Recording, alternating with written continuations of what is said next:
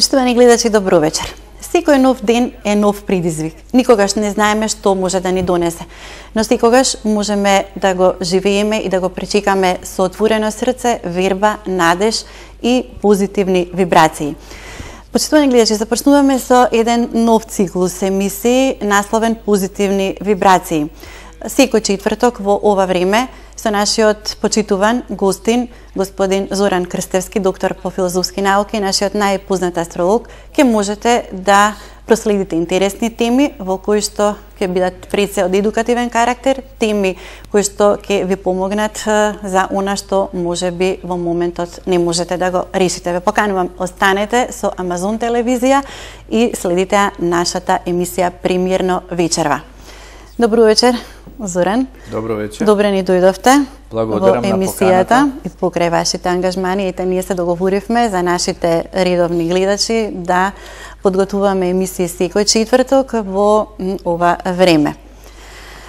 Вие пред се имате и повод, бидејќи вашата 6-та книга по ред веќе е издадена, насловена Позитивни вибрации, впрочем како што и насловот на ова наша емисија.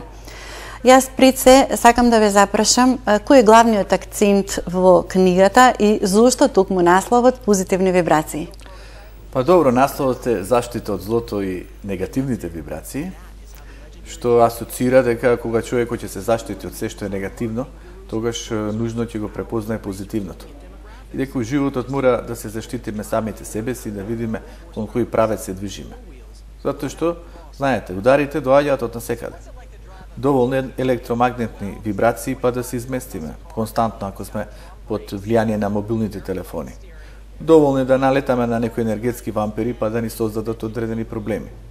Доволно е во љубовта да живееме со минатото, да не се ослободиме од стегите, па ете да почувствуваме одредена напнатост. Значи, човекот се соочува со разни удари и сега мора да види кои од каде како произлегуваат, како да се хармонизира, се заштити, како да тргне кон правецот на успехот. И затоа сете јас напишав една таква книга, во која што пред се асоцирав кои се тие негативни вибрации и колку се тие присутни во нашето современо живење. Бидејќи, знаете, сите ние сме личности кои што живеат со другите луѓе, но живеат и со самите себе си, живеат со своето минато, живеат со своите емоции, живеат со своите очекувања, перцепции, стремежи. Автоматски, можеби имаме погрешни перцепции, можеби премногу зависиме од другите, можеби живееме во една културолошка загаденост. И сега ајде да видиме што е тоа што ни создава одреден вид напнатост, што не ограничува. За да полека тргнеме кон тој пат на позитивитет и автоматски со заштита од злото, кај да ќе следат тие позитивни вибрации. Затоа што тоа ви е противтежа.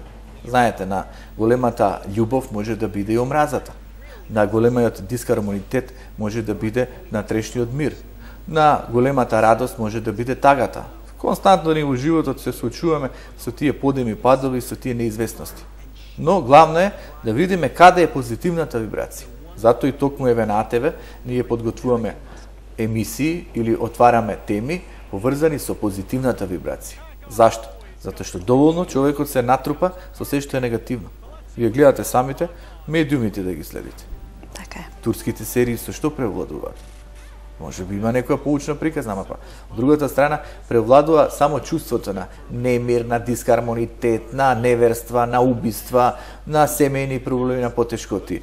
Човекот што станува? Таков од кое што се храни. Тој се храни со неубавото, вамо живее во еден немир, не знае екзистенцијата каква ќе биде, гледа во општествено ниво дека некако работите не одат на позитивно и автоматски тој се трупа со негативна вибрација.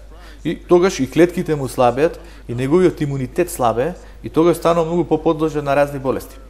Затоа ние ја вртиме приказната, велиме дај да видиме кај се позитивните вибрации.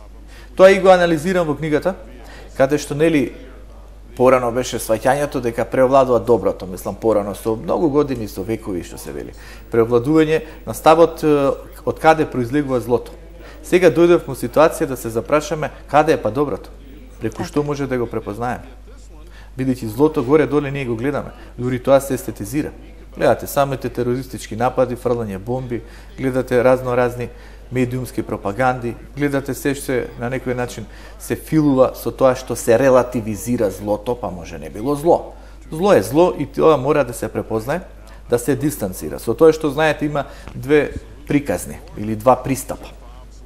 Едниот е колку ние можеме да влијаеме општествено колективно. Дали ние можеме навистина придонесеме другите луѓе да се осознаат себе си.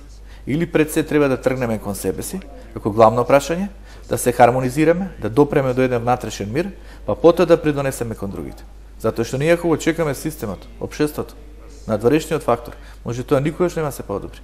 Затоа нам ни останува да работиме на себе. Не можеме да чекам да дојде идеално општество. Така. Па тек тогаш да почнам да бидам среќен. Или пак да создадам идеално семејство. Па тек тогаш да почнам да ширам љубов. Јас треба да најдам начин сам со себе да бидам среќен и исполнет, хармонизиран. Па кога сум хармонизиран, среќен, кога ширам убавата вибрација, веројатно ќе најдам на личности кои ќе ја забележат. Инаку се останато не е гаранција за одреден мир. Често пати го сретнуваме терминот енергетски вампиризам. Можете да ни објасните што представува, кои се луѓето кои што се во тој термин опфатени и како можеме да се избориме со тие негативни вибрации? Па знаете, тој термин енергетски вампиризам почнува се повеќе да го окупира човековото внимание, бидејќи луѓето сватија дека се енергетски атакувани од страна на другите личности. Значи, чувствува замор, чувствува психофизичка истоштеност, гледа дека нешто не е во ред со него. И сега вели дали него ми ја цица енергијата, од каде тоа произлегува. Иако тој термин енергетски вампиризам, например, го анализирал еден руски автор Астрогор. И тој третира лунарни, соларни вампири. Подоцна еден американски автор Бенстин исто така има анализирано емоционални вампири. Значи тој не е дека е непознат. И дури у светски рамки се третира. Може би за науката не е доволно познат. Но од секој човекот и човештвото се интересирале за енергијата. Таа е се присутна. Затоа и Тесла асоцира дека тоа космичко јадро ги чува сите мудрости, сите сознанија, сите вибрации. Кога човекот ќе се дофати до тоа космичко јадро, што се вели, кој ќе се налепи на таа фреквенција, доаѓа до одредени сознанија. Така и Ајнштајн дошол до теоријата на релативитетот, така и Њутон до гравитацијата, до сознанијата, кои што поврзани со физиката, со астрономијата и така натака. Значи, тој импулс, тој момент го дофаќаш, ти доаѓа и ти го циркулираш и го шириш понатаму, бидејќи тој се присутен. Дури се во науката е познато до една иста теорија дошле и Лајбниц и Њутон и се сметало дали едниот украл идеја од другиот, што е плагијат и така натака. Но всушност тие само се налепиле на таа космичка фреквенција и дошле до одредени сознанија. Што тоа подразбира? Дека се е енергија, се е зрачење, се е вибрација. Но има и негативни и позитивни вибрации. Негативните вибрации знаат максимално да се рефлектираат врз дугот на човекот и неретко да го изместат, да го истоштат на психофизички план. И овој да не се раководи себе си, да не биде во рамнотежа со себе си. Бидејќи некој го атакува. Некој го атакува затоа што намерно го атакува и тоа се вели активен вампиризам. Но може би некој е пасивен вампир и на еден по-спонтан начин му навлегува во суштината и го изместува. И затоа тука се третираат тие соларни вампири со груба, со агресивна енергија, со пристап по секоја цена да му напакостам на другиот, да експонирам его, да му асоцирам дека не вреди, дека е слаб, дека не може да се снајде, дека не го бидува за некои работи. И јас со тоа што го маловожувам, го обезвреднувам, му земам енергијата. И тој мене ме слуша. Да речеме станува психолошки мазохист. И автоматски сега некој да дојде да ви даде разни критики, да биде бесен, гневен и вие да му влезете у матрицата, дефинитивно дека ќе ви истошти. Се трошите. Како да се заштити човекот од овие негативни вибрации? Да, во книгата пишувам јас за тие заштити, можат нашите почитувани гледачи да се прочитаат поопфатно, значи има повеќе моменти како ние да се заштитиме. Например, многу е опасно да представуваме една затворена просторија, кај што не можеме да му избегаме, енергијата е тука околу нас. И се замислете, тој нас не атакува, не напаѓа, не критикува, а ние не можеме ни погледот да го свртиме, мора да го концентрираме кон него. И тој само со еден сноп на негативна енергија не цица, а ние се изнемоштуваме. Дури со опасност да ни падне шеќерот. И тоа се случува неретко да отидеме кај некои личности на гости.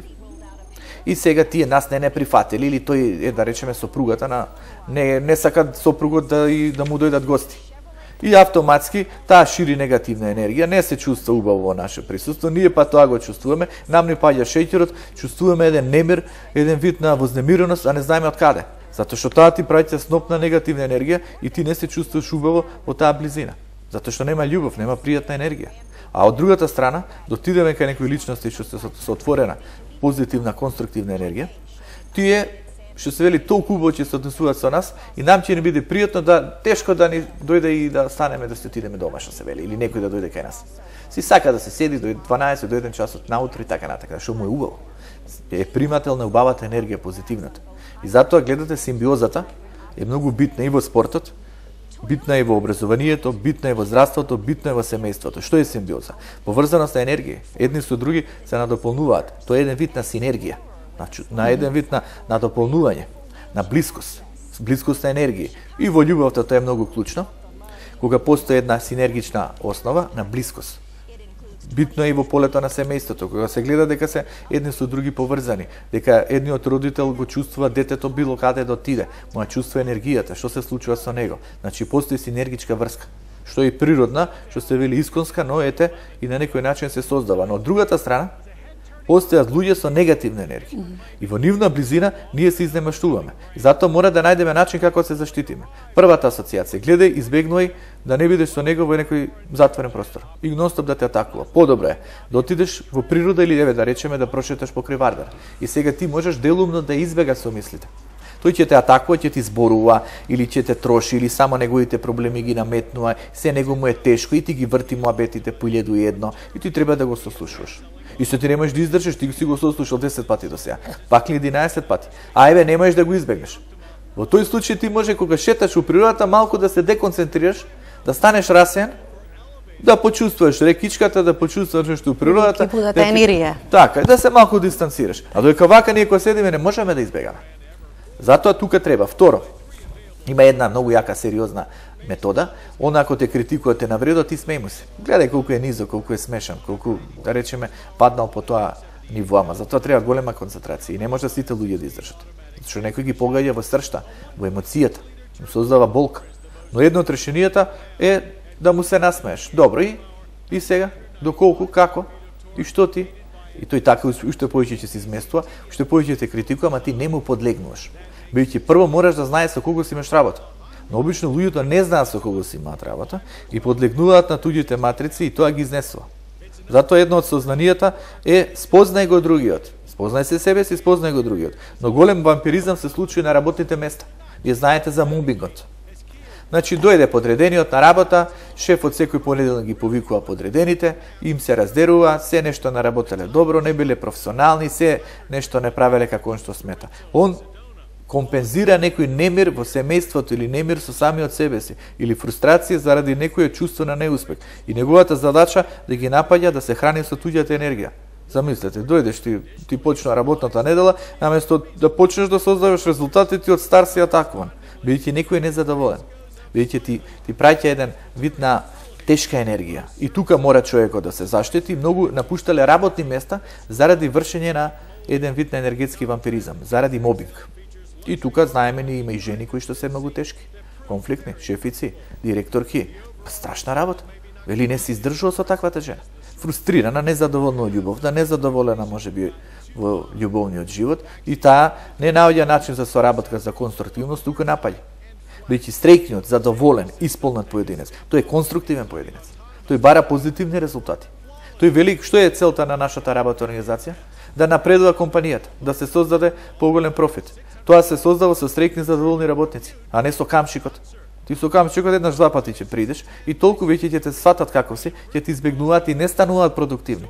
И затоа на запад и секаде со таа би рекол бизнис идеологија или филозофија, конкретно е да се изберат правилни, одговорни личности, посветени, со чувство за должност, со интегритет, со идентитет. Личности што ќе придонесат за компанија. А кај нас што е? Битен е менаџерот, бидејќи го ставиле по непотистичка линија, битен е менаџерот затоа што го ставиле по партиска линија, битен е тој менаџерот затоа што се додворува на некој друг менаџер. А колку има квалитет вредности? Дали со тој свој однос ги шиканира добрите вредни работници? Дефинитивно. Зашто? Што стравува се што е квалитетно. Дали на тој начин прави енергетски вампиризам? 100%. Каква е нашата задача? Тешка да се заштитиме. Бидејќи во капитализмот човекот зависи од парите, од таа би рекол материјална екзистенција. Да речеме во времето на социјализам, знаете, битно беше да молчиш и да имаш колку толку добар личен доход, да имаш покрит над главата, да имаш работно место. Ама ја нема слободата, ама го имаш лебото. Ако малку се побуниш, ја побара слободата, ќе настрадаш. Овој пат ни ја дадоа слободата, ама ни го земаат лебот. Бидејќи лебот е битен за да обстоиме, за да екзистираме, ние мора да молчиме, бидејќи ќе го изгубиме работното место. А ако го изгубиме работното место, се губиме. Бидејќи човекот во капитализмот, ако ја нема парата, што има? За жал тоа е така. Ваму имаше некоја сигурност, па немаше нека голема слобода.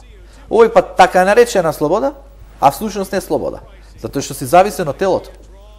Порано, знаете, може јас во физички сум имал неслобода, во тој социализам, ама духот ми бил слободен. Овој пат кобајаги ми е духот слободен, ама зависам од телото. Телото мора да се прехрани, телото мора добро да изгледа, а те сега се е набрендирано. Порано знаеме со што какви автомобили возеа, се знаеме каква беше гардеробата, се знаеше какви беа фризурите, се знаеше каква беше таа брендираност. Таа сите беа исти, горе-доле, со некои малку поеднакви од другите. Овој пат, се те ценат како изгледаш, како се однесуваш, колку пари поседуваш, каков статус поседуваш, дали си член на владеачки партии и слично. И кон кои вредности одиме ние? Кон вредности на енергетски вампиризам. Да секој од секого го цица. Да испадне егоизмот и да не речем материализмот. Затоа мора да се препознаат методите, начелата како ние да се заштитиме и се тука има многу методи за заштита. Еве ќе ви кажам еден конкретен. Ако веќе сме атакувани од енергетскиот вампир, а тука има 17-18 типови на енергетски вампири. Ќе разговараме во некоја наредна емисија, вие убаво ќе го тоа проучите, па ќе го предложиме. Значи, еве, атакувани сме. Одма треба да идеме да се измиеме под млас студена вода. Одма, си изами лицето. Значи, сега ви кажувам неколку методи. Прво, значи, идеш под си замиваш. Второ, рацете ги миеш, нормално. Трето, значи, земеш, вака си подмеш. Енергијата да отиде. Наприш. Значи, се е енергија. Затоа што видите сега, например, нешто нека испитате нашите почитувани гледачи. Одиме ние на планина, во чисто, убаво, натурално место, кај што има, нели, цвркот на птиците, кај што има жубор на водите, кај што има шумолење на шумите, кај што ние се опуштаме и не мислиме премногу за сите стресови состојби. И ние автоматски ни се подобрува тенот, ни се подобрува виталитетот, стануваме поотворени, стануваме, што се вели, поспособни да ги забележуваме нештата, на крајот на криштата и видот ни се отвара.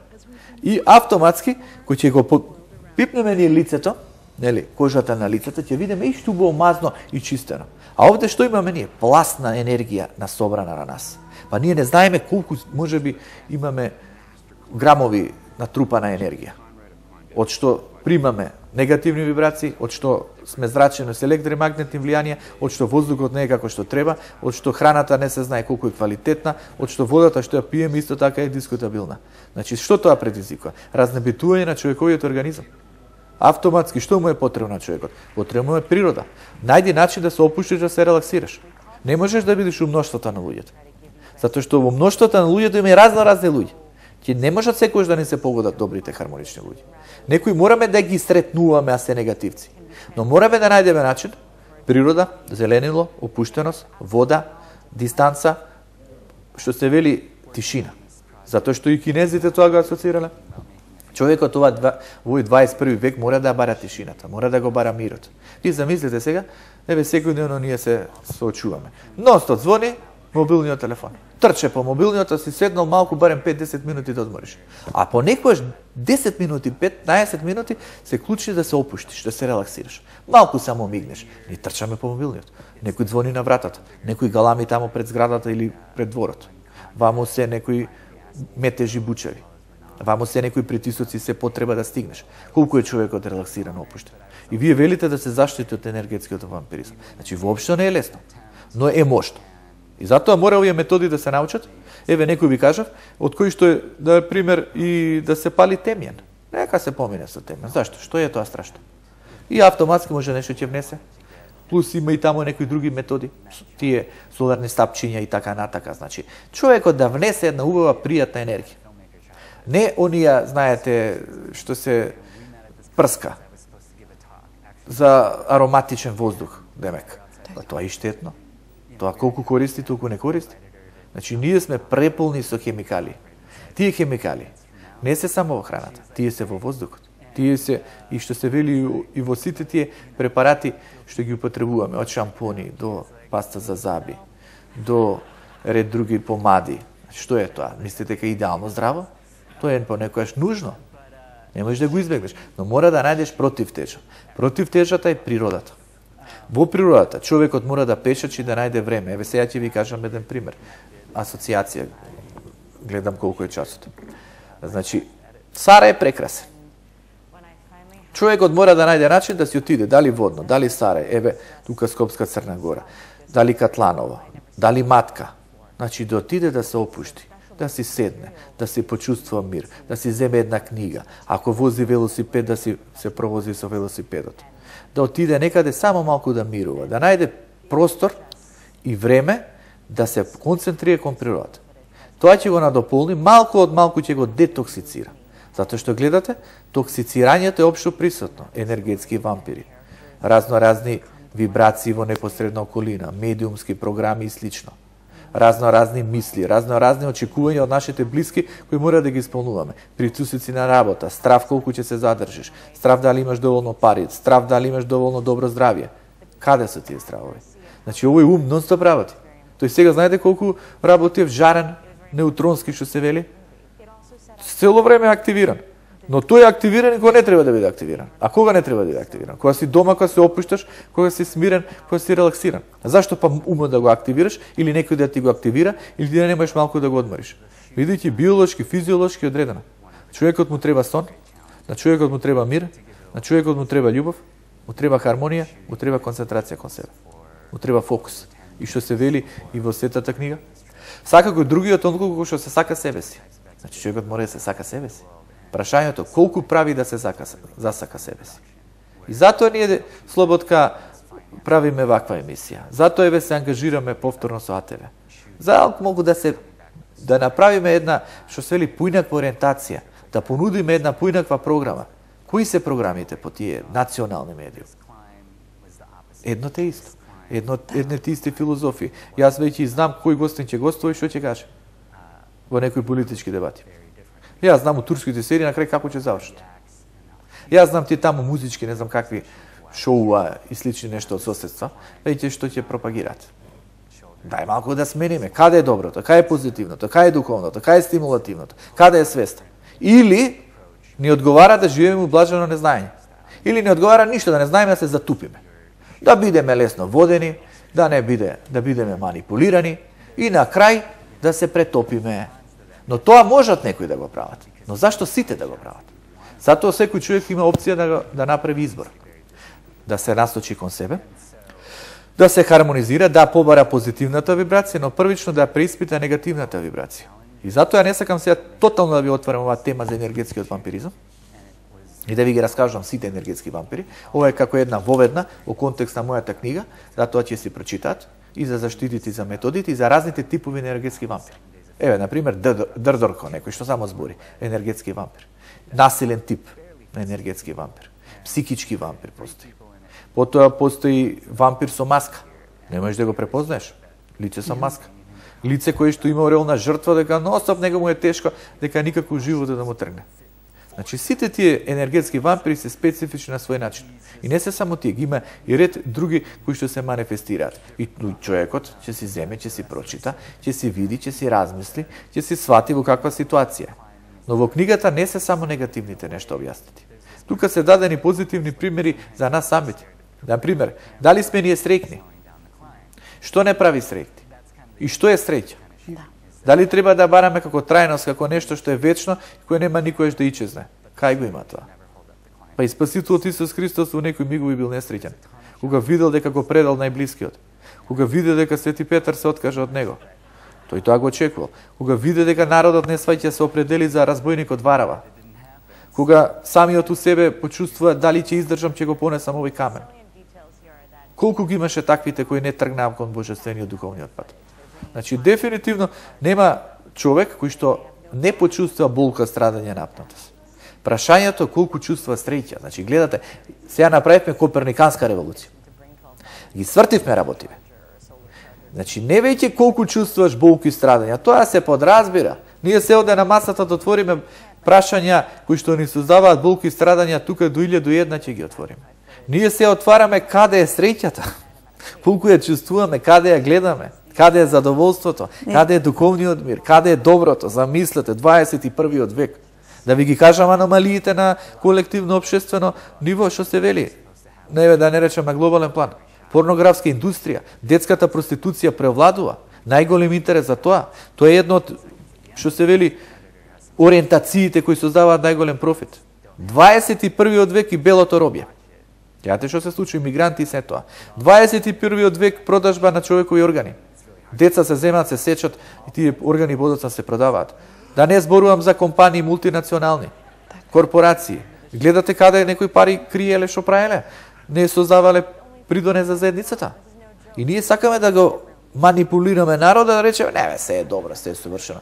Ти си илузија, немој така, кај има тоа за органи, кај има тоа наркокартели, кај има ред други. Не, испадна дека тие повеќе доминираат. Моралитетот, вредноста, духовноста е во паѓање. Ние мора да се бориме и тоа сериозно да ги најдеме, да ги пропагираме. Ги има кај поединци, ама тие се малкумина, не можат да прогураат. Да, затоа што гледате на тој тас, да. Овие другиве, ќе ти релативизираат се што е зло. Ќе речеш, еве тебе ти се причинува тоа, нема врска, кај си ти тоа слушал? Не е тоа така? Автоматски затоа ние асоцираме. Дај да почнеме од позитивните вибрации. Но јас, знаете, имам една друга концепција. Кај мене превлада оној антички пристап, кој што сум го работил во моите книги, тоа е пристапот на умот и на свеста. Свест, ум и мудрост. Не етика и морал. Значи, гледајте од едната страна. Ние од старт на човекот му велиме биди добар, биди етичен, биди морален.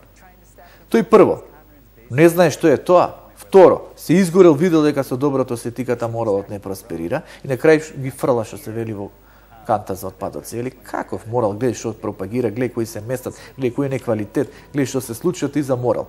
Ние сега вртиме приказната. Велиме свест, мудрост и знаење. Да видиш што е вредно. Со повисока свесност ти ќе препознаеш квалитети. Автоматски преку тоа што иташ кон знаењето, кон мудроста, а тоа асоцира дека на крајот злото не завршува добро. Кажете ми вие мене во светски рамки кој е зло просперирал? Кој? Ајде, кажете ми. Хитлер најголемото зло просперира, оти државата ќе ја спржеше за малку.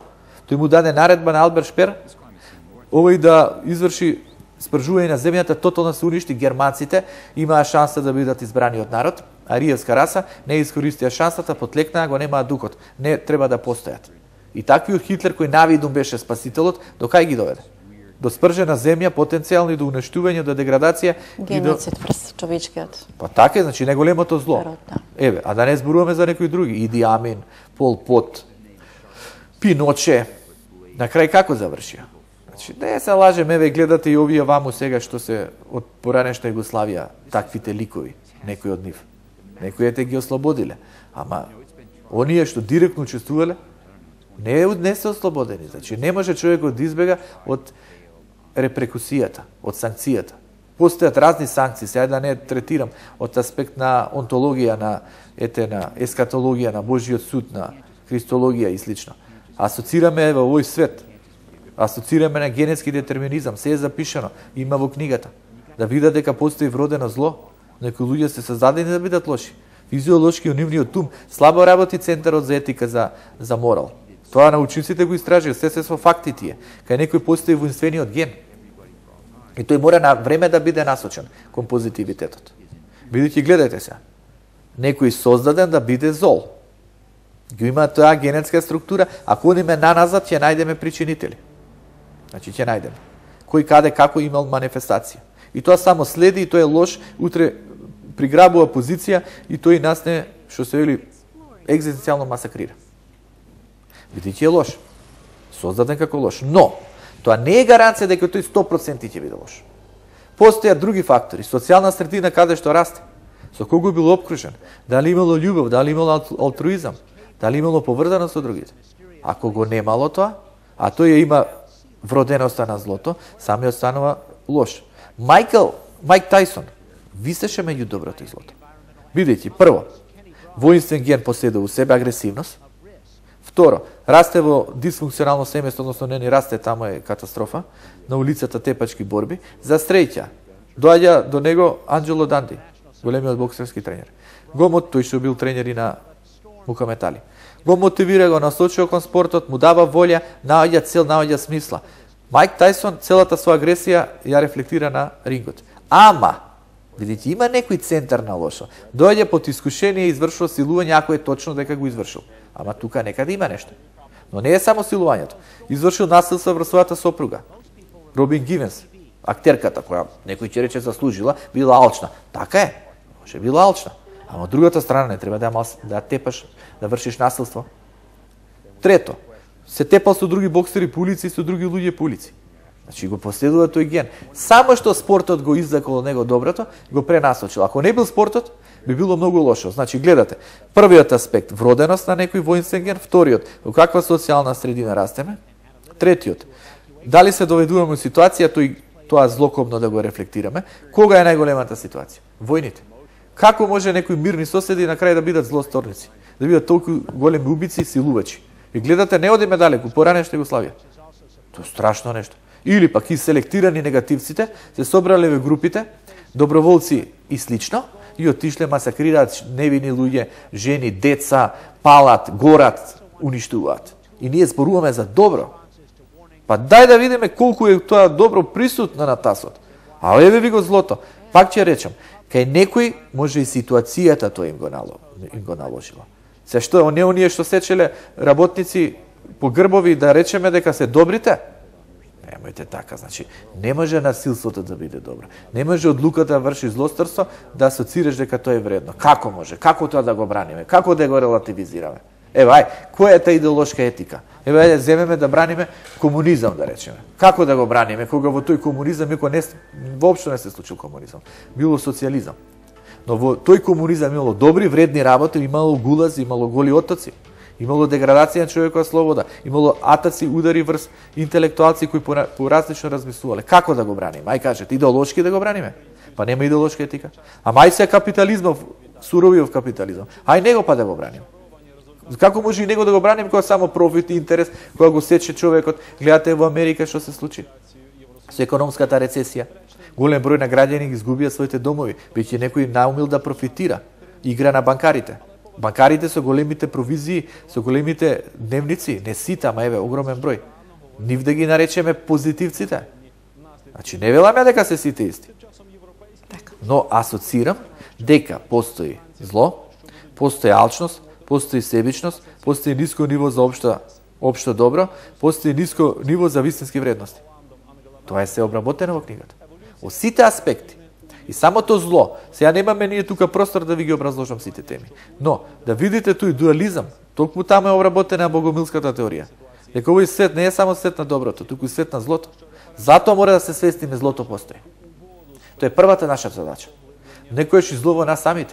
Што е најголемото зло кај нас? Нашето его. Што е второ зло? Потребите на телото кои што преоѓаат во ниски страсти. Што е третата потреба? Потребата да ги контролираме, поседуваме, владееме луѓето. Кај кого го има тоа? Па и кај нас го има. Значи не е само да речеме злото произлегува од нечестивата енергија. Дошол ѓаволот и во човекот се вметнал и го направил зол. Доку самиот човек се приклонува кон ѓаволот. Тоа ви е обработено и од страна на Гете. Знаете во Фауст. Докторот и не само тој приклонување кон Мефисто и автоматски што се вели давање на душата на нечестивиот. Што добиваш од нечестивиот? Моќ, позиција, поткранување, капитал, ниски страсти, уживање, ама немаш душа. Тоа го анализирал и Скот Пек во Луѓето на лагата. Исто во името на нештата како ја губе душата. Тоа ја има душата, ама таа душа не го има својството. Својството на душата е алтруизам, помагање, сочувство, сомилост, хуманитет. Па не е само земај грабај.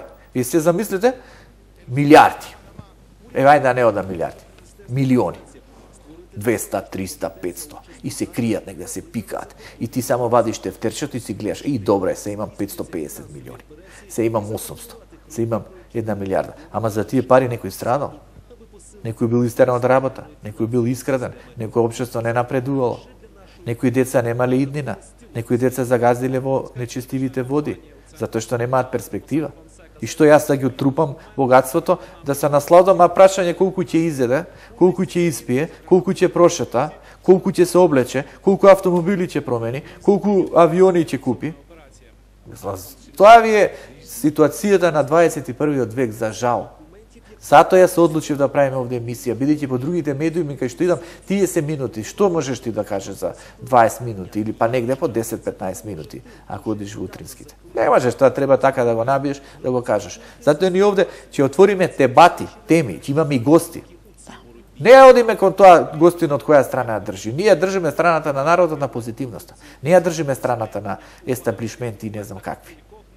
Ние држиме за просперитет на малиот обичен човек. Тој гостин кој ќе дојде може држи некоја страна. Што имаме ние со тоа? Може тој другата страна ја држи. Да видиме што мислење ќе искажат, какви се нивните погледи за културолошката состојба, за нивото на свеста кај човекот, за позитивните вибрации. И ние за тоа ќе зборуваме. Да зборуваме за политика, ќе зборуваме за се што ќе му помогне на малиот обичен човек. Мислам дека тоа не достига на нашиот медиумски простор. Така. Зуки, што мислите вие? Дали секоја мисла, дали позитивна или негативна е причина, а секоја особина е нејзина последица? Па знаете, причина и последица е многу битен фактор, тоа е теоријата на каузалитетот, кој што асоцира дека се е причинско-последично поврзано. Секоја последица има одредена причина. Секоја наша нова негативна мисла предизвика одредена последица. Секоја наша позитивна мисла, позитивна фреквенција, позитивна ориентација предизвикува хармонична последица. Изборот кој е? Позитивната мисла. Но гледайте сега, тука ќе отвориме во некои наредни мисии една дебата. Зашто на луѓето не им успева позитивното мислење? Значи, не константно позитивно мисле. Вели се надевам, се трудам, сакам да постигнам, сакам се да добро да биде, ама никако да биде добро.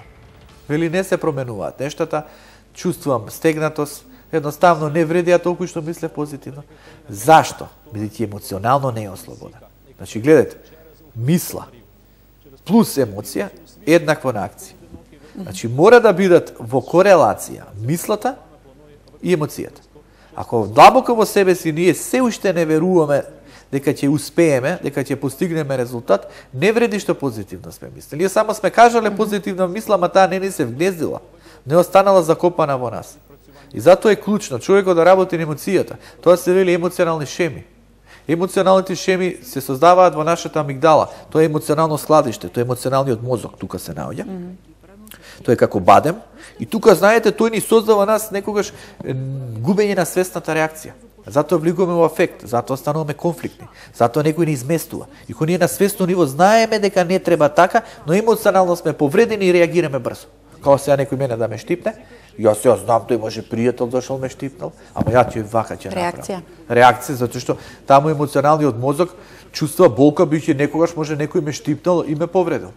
Ја имам таа слика, таа перцепција за веќе нешто доживеано. Во тој контекст луѓето недоослободени на емоционално поле, натрупани на подсвесно ниво, реагираат и се губат себе си, бидејќи не се испразнати, не се детоксицирани. Тоа е многу тешко да дојдеме до нулта граница. Ја ќе пишувам понатака една книга во поглед на емоционалноста, но ќе сметам дека таа е многу битна. Значи гледате сега, тука претходно што асоцирав. Етика, морал да биде подредено на разум, на мудрост. Јас сум за свес мудрост, иако сум доктор по филозофија, доктор по етика, имам напишано книги за етичка мудрост и за се. Но ја го застапувам ставот на Платон, на Сократ пред се, па делумни на Аристотел. Тоа подразбира, човекот кој што знае, помалку греши. А човекот кој што е добар, може би е добар и кон лошите. И еден ден лошите него ги српуваат, го изместуваат и човекот што е добар се разочарува, веќе никаде не станува добар. Затоа тој добриот човек мора да почне да биде малку мудар, да има свесност, да работи со себе си и да знае со кого е опкружен. Затоа гледате тука фаворизирав асоциација на знаење и на мудрост, која мора да би се вложува кај младите, да инвестираат, да дојдат до одредени сознанија. Но гледате се втората моја теза. Втората е позитивна мисла и емоција. Јас сега тука работам како појака да биде емоцијата. Ние таа емоција која ни е натрупана со ред околности, да ја доослободиме, да не повредува, да не бидеме изместени, да доживееме од луѓето на негативноста еден вид на атаци. Тоа не допира, тие секако ќе не атакуваат, ќе ви го кажам сега примерот со Буда. Значи секако ние ќе бидеме атакувани, но да не допира толку многу на нас, емоционално да се зајакнеме. Затоа што овој свет страда емоционалниот човек. Ја гледате луѓе, нема гајле, па тој ќе искрате, ќе те излаже, ќе ти рече што тебе ти се причинува, ќе се додвори на никаквици, ќе брани неодбранливо. Нема гајле, нема емоција. Него интересот, профитот, парата, не знам што го владее. Малку емотивниот човек ќе рече, чекај, па совеста не ми дозволува, свеста не ми дозволува, како бе можам така? Па и тие се луѓе, и тие треба да живеат, ти имаат деца, па не можеш да ги бркаш на работа, не може оној што прави мобинг да ги обезвреднува луѓето на работното место, не може големиот капиталиста да не ги плаќа соодветно работниците со 200 евра плата, им пониско. Значи некое чувство ќе има, ама тој нема, тој оперира со емоцијата. И него му е лесно, тој така и се пробил, нема емоција, нема што многу да се секира, не се замара со другите, тера. А емоционалниот човек поинаку размисла. И затоа се стопира. Чекај да не го повредам другиот, па не е тоа добро, па што ќе кажат другите. Но ако тој нека се биде таков, но прашањето зашто се изместува од негативци кои не водат сметка ниту за него, ниту за општото добро. Да најде начини, да најде методи да се себе заштити. И затоа јас овде фаворизирав. Позитивната мисла секако е битна, но треба да работиме на нашите емоции. Тука ние да се ослободиме и тука да го дофатиме тој аспект, вие што го кажавте. Причина последица.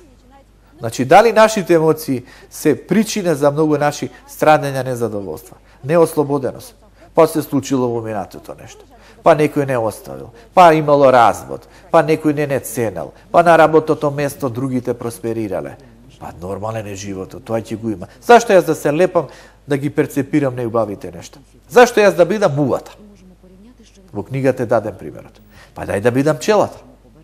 Знаете кога шетале мувата и пчелата на цветната градина, таму што се вели кај мостот. И сега кој зашто се фатил? Мувата лета се фаќа за на сите тие таму неубави нешта.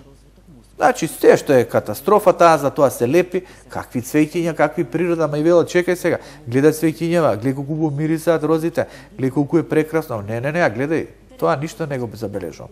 Јас ова друго го перцепирам. Ама па затоа пчелата не ги забележува сите тие неубави нешта, туку се лепи за цветовите, за прекрасното, за позитивното, за вредното.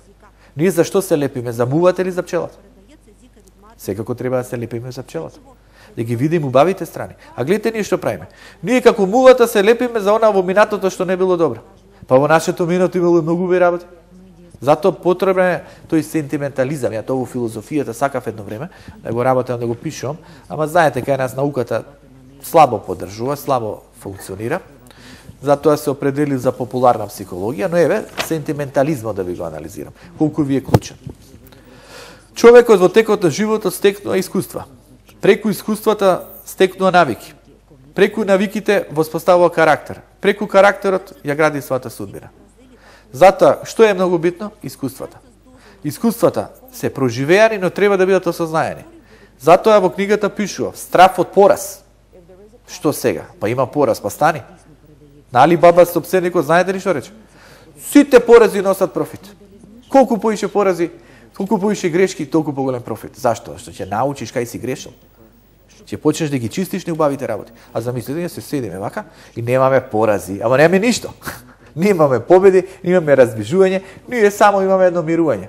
А всушност не е ни тоа мирување, туку е уназадување. Тоа луѓето не може да го разберат. Сега кога стенам овде, негдека на трева, и тоа по прилика на нештото ја долепа, тонам. Затоа што ни поминуваат годините, ми поминува капацитетот, ми поминува енергијата, ми поминуваат можностите. И јас само стојам уместо, ја мислам, не, сега мирувам. Треба да мируваш како тишина на духот во една друга смисла. Ама не треба да мируваш кога имаш шанси да успееш. Треба да действуваш. Секој продвижување, секој отварање е нова перцепција. Еве, ние од овде се што гледаме? Тоа го гледаме. Сега ако отидеме едно 50 метри надвор, ќе видиме нешто друго. Ако отидеме 100 метри, трето. Значи човекот мора да се движи. При движењето може да живее пораз. Тој пораз не е страшен. Страшно е не движењето. Страшно е лепењето за поразот. Страшно е да бидеме мувата која се лепи за лошите сентиментални чувства. Затоа што не било лошо, затоа што не сме успеале, затоа што сме биле разочарани, затоа што сме биле оставени, затоа што не сме постигнале тоа што сме требале. Па тогаш не сме постигнале, сега ќе постигнеме. Која е твојата цел? Да научиш кај си грешил. Да сватиш кој ти е патот. Сваќајќи ти ќе се отвориш за перспективата. Јас мислам дека овие работи се многу јасни. И овие не се фантазија, овие се многу голема реалност. Видете, самиот собственик што кажа? Дека човекот треба да има концентрација кон се што е позитивно, да учи од грешките, да вложи, да инвестира. И сега замислете што укажува. Тој, знаете, он вие бизнесмен на 21 век. Човек кој што успел со една иницијативна идеја, со предприемачки дух. И он вели до 20 години клучно е да имаш волја да учиш, да читаш. Од 20 до 30 години клучно е да влезеш у помала компанија. Зашто не во голема? Зашто ќе бидеш еден мала алат, кај некој штрафче во големата компанија, никој нема те забележи. Туку од 20 до 30 години ти влези у малата компанија, почувствува страста во таа компанија, волја за успех, волја да се постигне, волја да научам, и ако има среќа да најдеш на шеф предпоставен кој ќе те мотивира, кој ќе ти отвори нова димензија, преку кој ти ќе се надградиш. Значи за младиот мора да имаме мотивација, мора да има некој кој што него ќе го раздвижи, мора да има пример, мора да има ментор, што тоа во науката е класично. Менторот е основа за напредокот на студентот и за напредокот на магистрантот, на докторантот. Значи мора да има ментор. Тој ментор ако е квалитетен, добар, идеш напред. Сега ментори. Сакате да ви раскажам какви се ментори постојат? Значи постојат општествени ментори, функционери. Постојат луѓе на високи позиции. Какви се тие ментори? Што создаваат надоле? Ги учат твоите студенти? Тие што се вели, кои што им се подредени, или не ги интересира. Ни самите се некои кои знае какви ментори, ниту се заинтересирани за добриот кадар, ниту имаат цел за општиот напредок. Каков ќе биде резултатот? На глобално нула. Одиме во семејството. Менторот дали е родителот? Таткото, да речеме, или мајката. Ако се неодговорни, ако одат по улиците, ако шетаат по кафаните, ако се натаму со разни машко-женски, какви ќе бидат децата? Какви ќе бидат нивните студенти?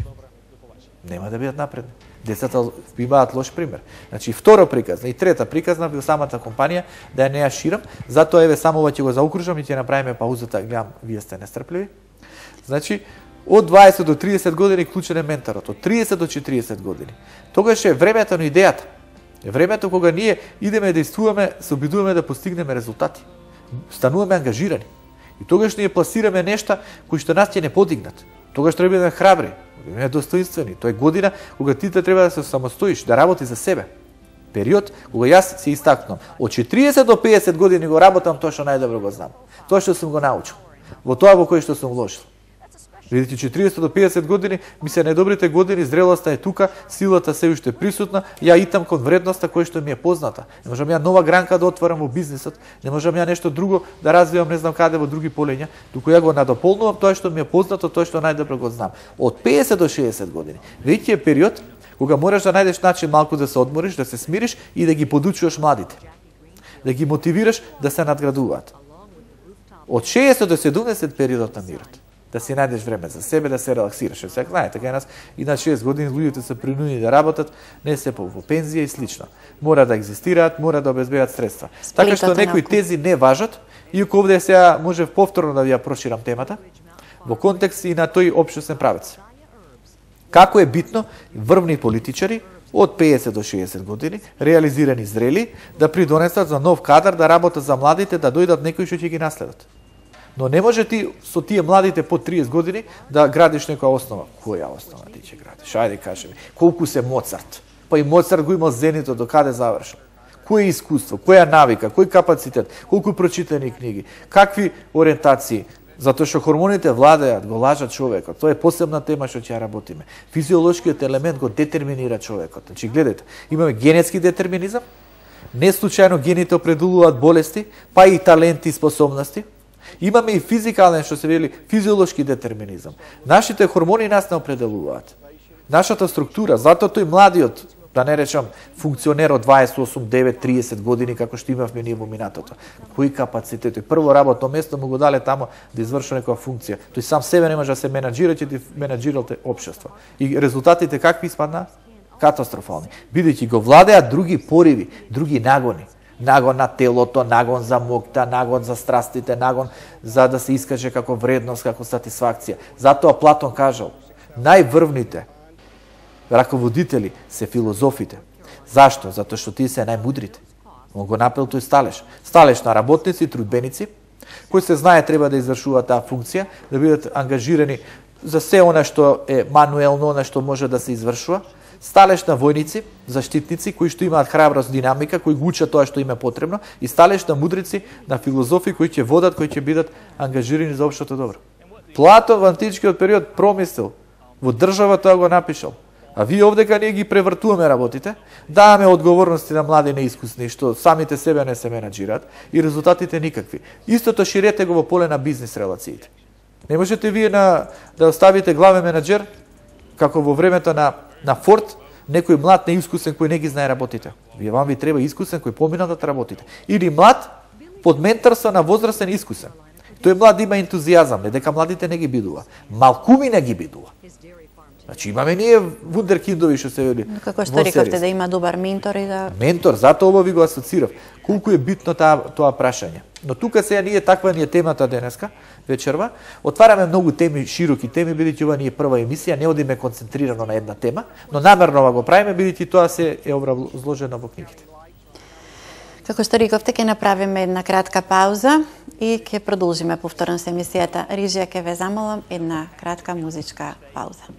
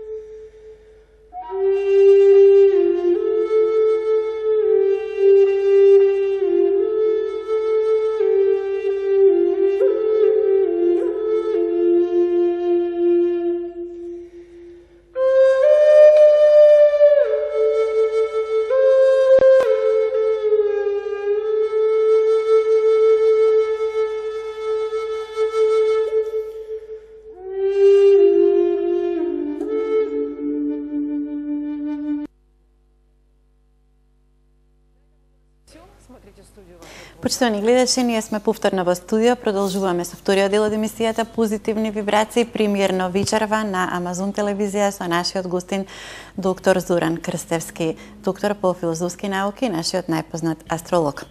Зоки, направивме една кратка музичка пауза, вие се одморивте. Сакам да ве запрашам за вашата книга. Каде нашите гледачи ќе имаат можност да ја набават се вашата најнова книга? Да, таа сега само што излезе, вчера, завчера веќе е пласирана по книжарниците, ја има во Топер, Култура, или Табернакл. И има антикварница број 3 на плоштад, каде што е малку поевтина од колку што е во книжарниците. Предпоставам дека и на сајмот на книги ќе биде. Да, ќе има на сајмот на книгите. Сите мои книги ќе бидат со промотивна цена. Тие другите, Моќта на умот, Моќта на срцето, Астролошки патоказ, Етичка мудрост, Судбината, етиката, Изгресонце на љубовта, дури преку 20% попуст има на сајмот.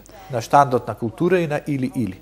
И по мене тоа е одлична шанса да прочитаат, да навлезат во некоја материја. Знаете, човекот кој што вложува во себе си, на крајот таму се исплати. В животот имаме гранични ситуации. Да биде или да не биде. Некое осознаено прашање, некоја мудрост, некоја свест, многу помага. Не знаеме кога ќе ни дојде до израз тоа што сме го осознали, што сме го стекнали, дали преку читање, дали преку тие искуства, дали преку навиките, дали преку градењето на карактерот. Мора човекот да инвестира, да не се лажеме, не се раѓаат сите богаташи, не се сите блиски до некои таму партии, не се сите луѓе кои што имаат непотистички врски. Човекот е сам на себе во суштина оставен и мора да се подготвува. И затоа ова емисија е за добрите луѓе, поединците кои што сакаат да вложуваат во себе си. Негативецот не можеш ти да го свртиш. Тој си фатил своја насока, тој оди критички, тој не сака ништо туѓо да прифати, тој само своето го воздига. Така што ние треба да придонесуваме овие позитивциве како да се потхрана, да им дадеме една духовна храна, да ги мотивираме со такви книги, да ги отвориме кон позитивните вибрации.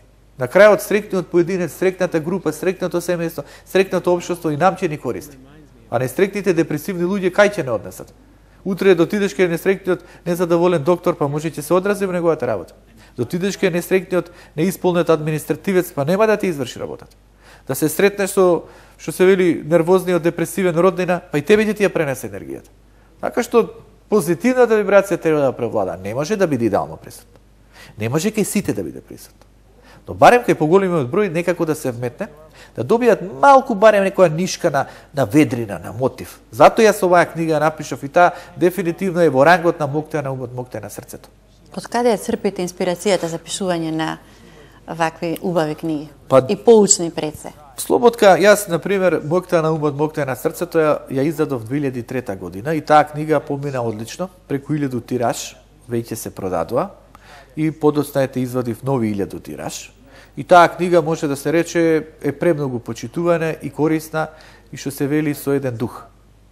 Но после на таква книга не беше лесно да се напише нова книга. Затоа што веројатно таа инспирација, таа енергија ми отиде таму. И ми требаше долго време за да оваа книга напишам. Јас почнав да ја пишувам. Напишав за среќа, за задоволство, за себе почитување. Почнав да пишувам за енергетските вампири. Да пишав некои работи. Ама некаде застанав, не достигаше една инспирација. И подоцна течеше сето тоа. Така пишува по некои работи и на крај, ете, после скоро 2,5 години до 3, јас ја издадов и ја принесов пред јавноста. Сега, зашто тоа? Првата идеја моја беше да се вика мудрост и убавина. И натака ја влечев книгата и сакав да пишувам за тие вредности. Значи, дали во ова денешно живење ние вложуваме мудроста и кај гледаме мудроста? А дали ние па премногу сме обседнати со телесната убавина без да вложуваме во таа внатрешна убавина? Јас тука сакав да направам паралела. Што е повредно? Дали сетилното кое што ние го восприемаме и го воздигаме ради X брендираности или пак на внатрешна како капацитет?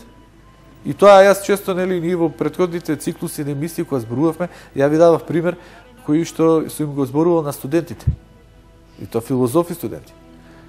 И велев, ако тука се појават најаките стилисти, најдобрите модни креатори, сите оние кои што работат на разубавување на телото, а од другата страна да се појават најголемите филозофи, мислители, спасители, духовници, личности на мудроста, личности што ќе ви го покажат патот кон вредноста. Најголемиот процент каде ќе отиде, кај стилистите или кај мудреците? Секако кај убавината.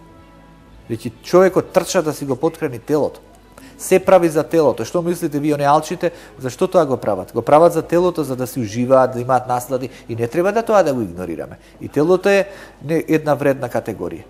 Но не можеш ти само телото да го восприемаш. Не можеш ти жената да третираш според незината физичка убавина. Колку била атрактивна. Па може би некоја не е толку привлечна на око, ама е внатрешно убава. Може има мудрост, има капацитет. И затоа сакав една таква книга да напишам, апропо вистинската убавина.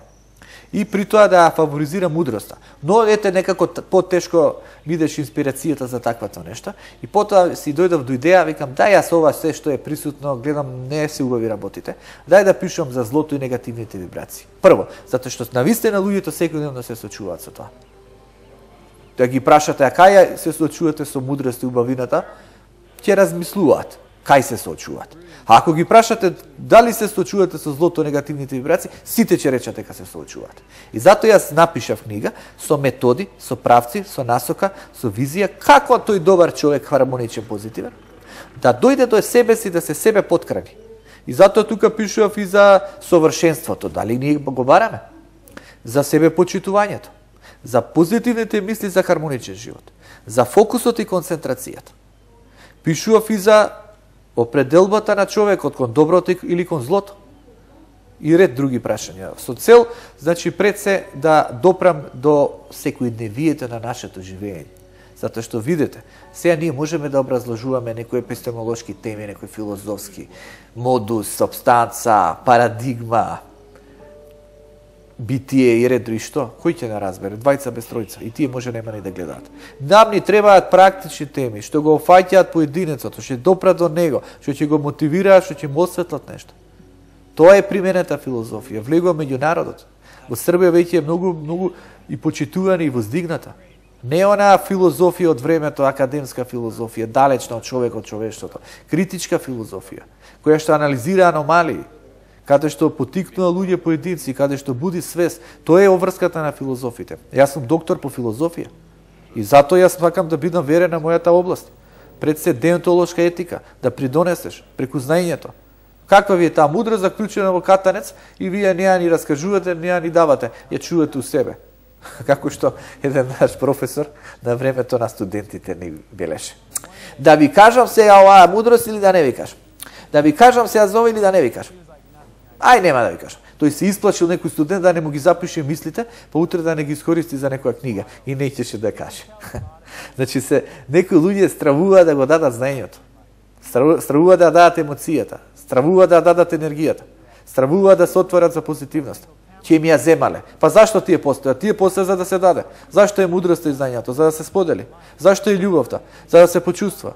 Зашто е, што се вели, контактите со луѓето? Да се сподели една убава позитивна вибрација. Затоа сме ние тука. Зашто ние би биле, ако не споделиме, ако не дадеме? Финансиски? Ништо ние немаме некој профит. Но имаме добра намера. Имаме поттик. Имаме обврска. Имаме должност. Тоа ви го анализирал и Албер Ками. Асоцирајќи. Човекот е должен да искаже револт кон сите аномалии, кон сите слабости. Бидејќи тие аномалии и слабости утре не го зафаќаат. Дали тоа го видува германците у времето на Хитлер? На крај го видува. А дали беа свесни за сето тоа? Не беа свесни. Што правеа? Го воздигнуваа тој на лудичавиот, паѓа во транс, бега, што се вели, од вистината, од реалноста, кога овој удираше по евреите, кога овој удираше по комунистите, кога овој удираше по интелектуалците, кога овој удираше према секој оној кој што не ќеше да учествува милитантно. На крај по кого удри тој Хитлер? По самите германци. Значи, изигнорирај го ти злото. Еден ден ќе те зафати злото. Што е зло во нас самите? Стравот. Стравот може да биде некогаш и поттик, но ако живееш во константен грч и страв, тоа тебе ти е зло. Ти можеш да го осетиш што е страв, да влезеш, затоа и во психијатријата се кажува. Влези во тематиката што те плаши, така ќе осознаеш дека е тоа фикција, дека не е тоа реална закана, туку нешто што ти си го умислил. Во тој случај, стравот е зло. Дали може да биде зло некоја наша болест? Ние игнорираме, не ќеме да видиме, еден кариес не ќеме да го видиме, еден ден ни отиде забат. Некој проблем што не зафаќа, не ќеме да го третираме, да отидеме на медицинско лице, еден ден ни го загрози организмот. Зашто? Зашто не сме виделе, зашто не сме сакале се соочиме со злото за нашиот организам. Колку пати злото е присутно во љубовните семејни односи? Па присутна е. Проблеми, тешкоти, неќе да ги решат, не разговараат, се разјадуваат, ги поставуваат темите од минатото и еден ден тоа зло создава дисхармонитет во бракот, во односот и нема перспектива. Треба на време да се третира. Па имаме тешкоти, не се разбираме, јас мислам така, ти мислиш вака, дај да најдеме решение. Имаме заедничка цел. Заедничка цел е семејство. Заедничка цел е општество. И не може да си себичен да бидеш отргнат од општеството, зашто човекот припаѓа на нештото. Човекот е суштество кое што мора да се, што се вели, формулира и преку односот кон надворештото. Не може човекот да биде суштество на пештерата, да биде отргнат од нештото и да живее во едно блажено незнаење. Човекот е во општеството, човекот е во човештвото. Вие земете го човештвото. Ако оние аномалии што ви ги раскажував, глобално затоплување, кого го зафаќа? Човештвото. Загадување на екосистем, кого го зафаќа? Човештвото. Мултикорпорацијски наметнувања кои што го трупаат капиталот, а ги деградираат општо наметнатите вредности, загадуваат, деструктуираат, кого го зафаќа? Човештвото. Значи, што тоа создава? Лоша перспектива за општеството. Кога е човештвото во еден вид уназадување, кога владеат лажните вредности, кога се предизвикуваат војни, се предизвикува штети за општеството. И тој тероризам е еден вид на состојба произлезана од некој неоднос кон човештвото. Продуцирано на времето, играње со злото. Не можеш ти со злото да се играш, да го подхрануваш, да му правиш таму кампови, да го вежбаш, да го имаш под своје, па потоа демек ќе го држиш под контрола. Ете ти избега од контролата. И што создава тоа зло сега? Фрла бомби кај ќе стигне, нема општо чувство на безбедност. Тоа зло кого го напаѓа првично? Општествата ги напаѓа. Тие општества, какви се тие општества? Да не ја ширам од општества да идеме кон семејство. Ете во наредна емисија ќе зборуваме. Човештво, општество, семејство, личност. Злуки, како да ги воспоставиме и препознаеме вистинските вредности во животот? Тоа е големо прашање. Човекот мора да се обиде да тргне, што се вели, од најелементарните нешта. Зашто овие големи нешта на тие вистински вредности се градат. Никој не се родил ниту премногу мудар, ни премногу етичен, ни премногу доблесен, туку тој се градил на основа на искуствата, како што вели Џон Лок, табула раса. Бел из карти, ти на тоа допишуваш. Иако јас повеќе сум за Декарт, кој асоцирал на вродени идеи. Дека човекот сепак не е тотално бел из картија, дека има одредена детерминираност, што ете се гледало и по Моцарт. Не може Моцарт со кој табула раса за 4-5 години станал вундеркид. Имал вроденост на талентот, на генот, за музиката, наследен од татко му, кој што исто свирал, кој што бил композитор, кој што пишувал и така натака. Значи, ја имал таа подлога, само ја пренел, ја надградил. Бил со вродени идеи. Во тој случај, не можеме ние од човекот да бараме од старт совршенство, да биде кон вистинските вредности. Човекот да мора да го поттикнеме да почне да се гради кон вредностите. И затоа, знаете, тука се само партикуларни елементи. Кои се тие вредности и дали тие вредности се општо прифатени вредности. Вие гледате, може да биде општо прифатена интерес, егоизам. Само за своето добро. Не ме интересира за екосистем. Гледате сечачи на дрва? Него, секој ден ги сече дрвата. Што да му кажаме на тој таквиот? Му дале функција, го стави на позиција, му дале најубава општина, тој сече дрва. Само гледа кај има некој слободно дрво да го исече. За која свест ние зборуваме, господја Слободка? Како ние да го ориентираме кон вредноста тој човек? А знаеме многу добро какво загадување на воздухот има во нашиот град. Знаеме многу добро колку наши дечиња, колку наши сограѓани страдаат од респираторни проблеми. Знаеме многу добро една зима пак ќе се сврти, ќе дојде, што ќе биде со нас со сите исечени дрва. За која свест на тој човек ние да му кажеме? Кај овде да го седна да му зборувам, да му раскажувам за вредности на тој? Тоа е со тој вредности. Мене ме чуди кои беа тие што го определија, тој да им ја креира општината. На времето. Кај им било свесна? Или тие ќе речат, па немавме избор и тие другите беа слични. Може би. Може би нема избор. Ама имаме последици.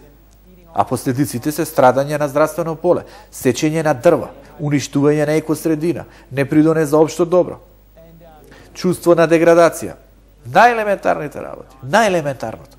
Со тоа што го исекол дрвото, тој не направил може кузне каква материјална штета, навидум, а всушност направил.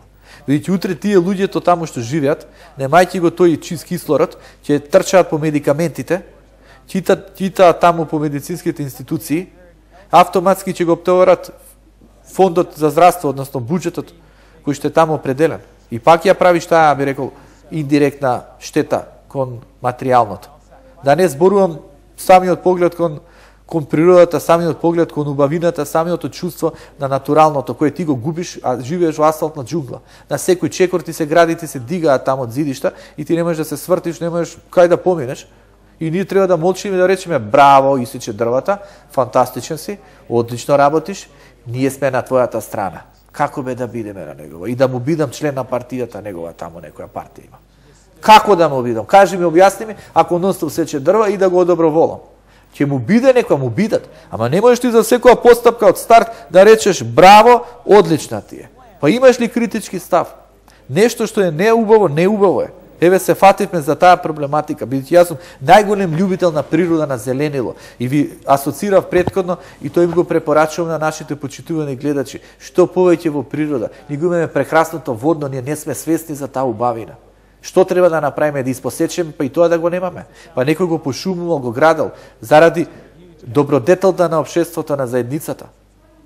Или ајде оние индустријски филтри воопшто да не се ставаат, па нек се загадува воздухот. Гледате со Веле што се случи. Што вели тој германецот? Топилница гуд, Велес капут. Нормално. И потоа почвата идите со децени оправија што се вели. Детоксицираја. Не може, мора да постои општо добро. Видете се, ние се претворивме во себични суштества, за жал. Значи пресебични. Само гледаме нашиот интерес. Не ме зафаќало. Па ти го дишеш бе утре воздухот. Општеството не ми е гали што се случува. Нема за кого. Па со тоа што нема за кого утре, ти ќе страдаш или ти ќе бидеш принуден или твоите деца додат да се иселуваат. Што правиме ние со што ќе останеме? Значи директно го зафаќа поединецот во работната организација. Тоа и во социјализмот, кога се крадеше, кога се изнесуваше, кога ги има оние познати ручеци, попладневни ручеци, кога трчаа по тие таму секретарките и не знам каквите. Кој што одлеваат господата бирократи и директори комунистичко-социјалистички? Ги одлеваа парите.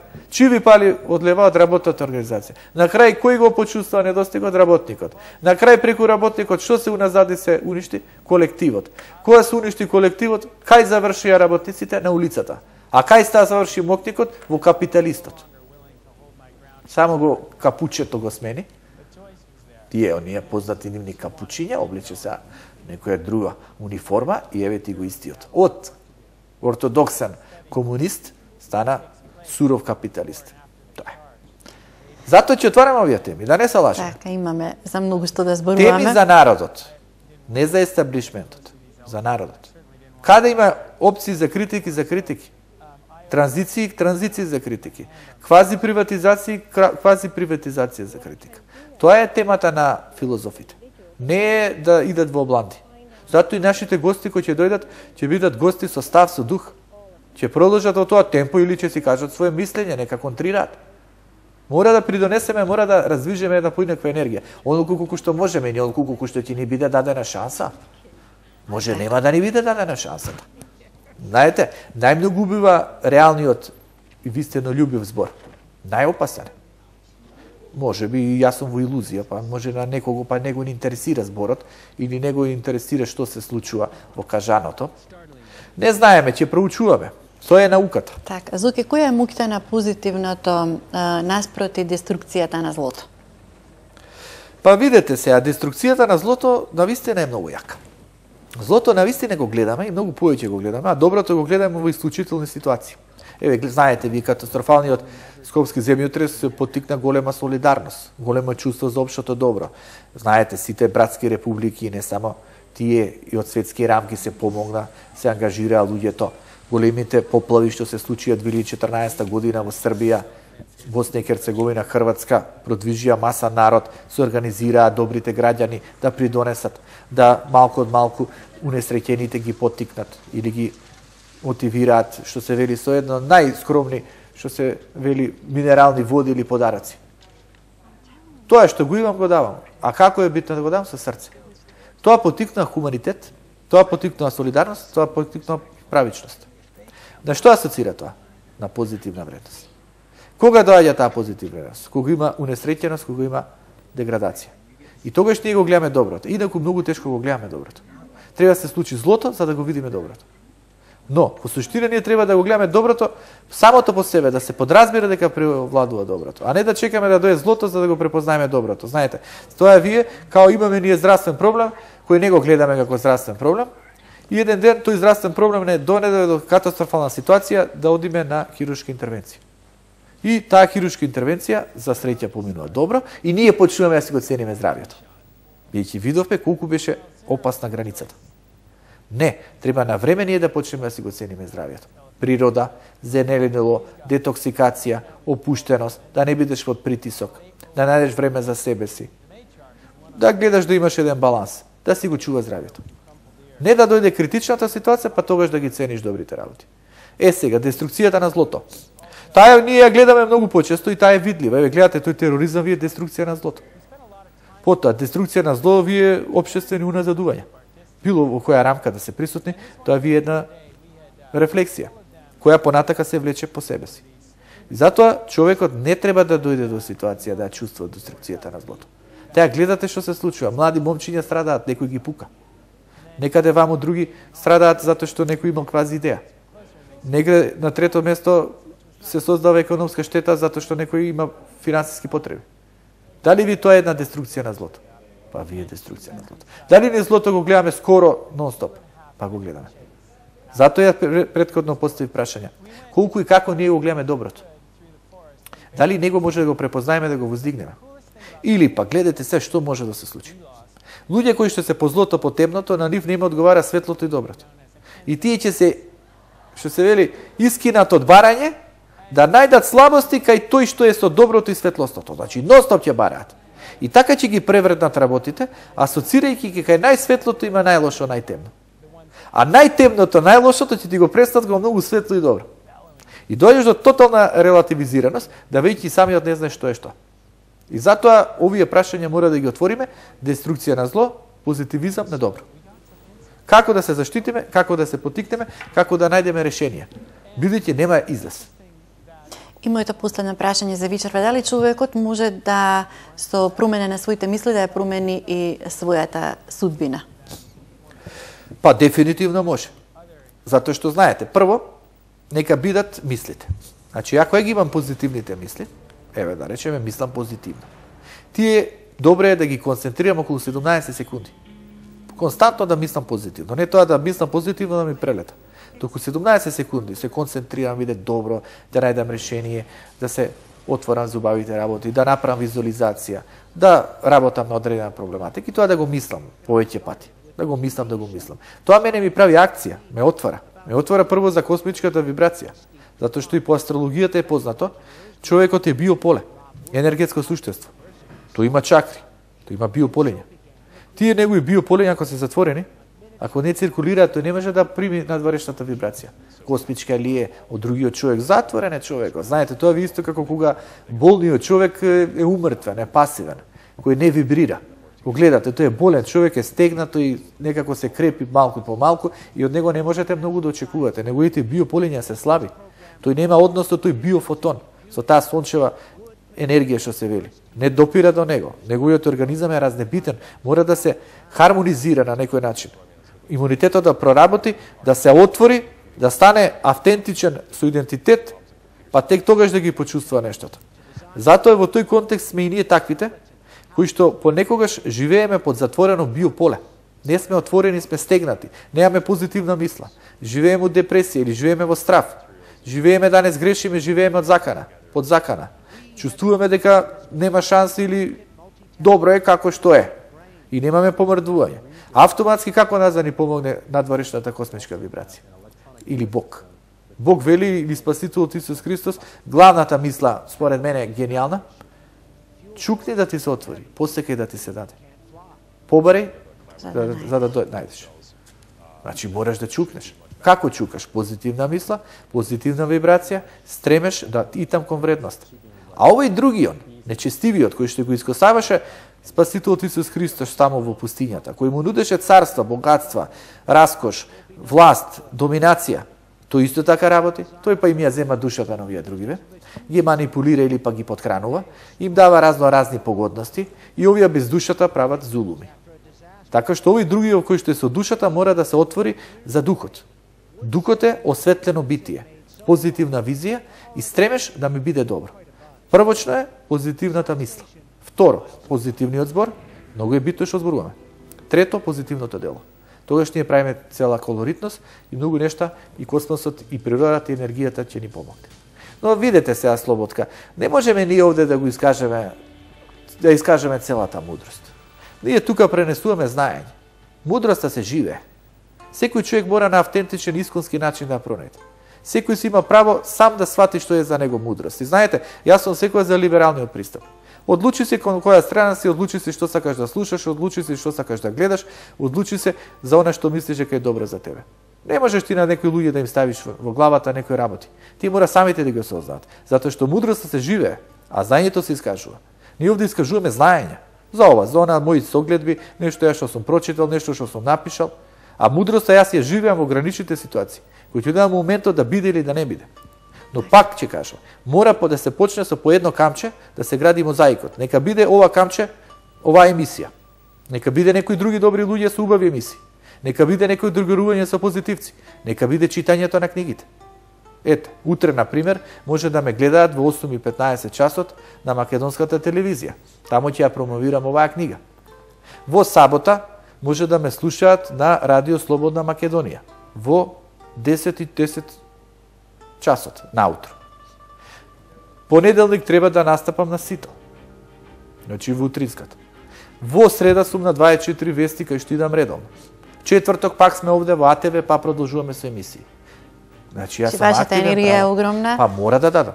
Од вторник на сајмот на книгите слободно нека отидат на штандот на или и на култура, ги има книгите со промотивни цени. Еве им ја можноста на секој човек да направи избор. Дали сака да инвестира да чита или сака да си тера по неговото. Ако си сака по неговото, нека си тера по неговото. Ако сака да ослушне нешто да позитивно да свати, нека отиде кон тоа. Тоа важи за мене. И јас сакам да ослушнам позитивно, убава емисија, документарна програма, поттик, и мене тоа ме надградува. Бидејќи единствена работа која не узимира, мудрост и енергијата. Тие се вечни, тие никогаш не стареат. Господине Крстевски, ви благодарам за вечерашното гостување. Секој четврток во иднина нашите гледачи ќе можат да ја следат оваа емисија Позитивни вибрации. Се надевам дека им пренесовме позитивни вибрации и дека со задоволство ќе ги следат нашите емисии. Почитувани гледачи, тоа беше првата емисија од циклусот емисии Позитивни вибрации. Се надевам дека си поминавте пријатни час и половина. Ве поканувам следната недела во истото време, а репризното издание е утре во 15 часот и 30 минути. Останете со добро здравје, бидете позитивни и добра ноќ.